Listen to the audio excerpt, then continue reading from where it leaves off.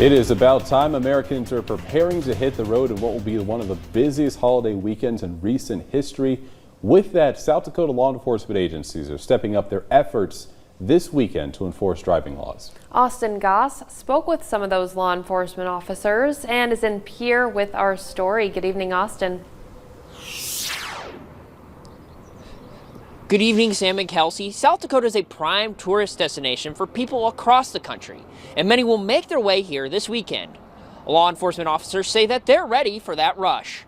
South Dakota law enforcement agencies want drivers to make sure that the Memorial Day weekend is memorialized for the right reasons. We're going to see some increased enforcement out on the highways. We're going to have higher staffing levels than we would typically have on a routine weekend or weekday.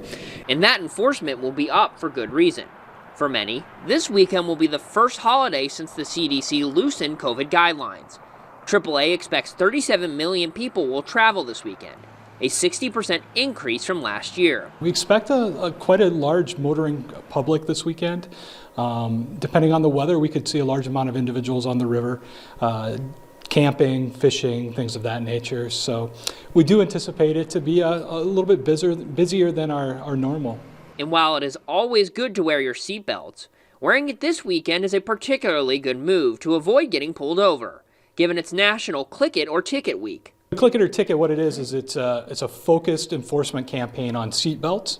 So officers will be focusing on seatbelt enforcement during the traffic stops, both adult and child seatbelt enforcement. It's really important for people to pay attention, drive slow, make sure they don't drive impaired, and wear your seatbelt, and you're going to be probably pretty well off on the highways.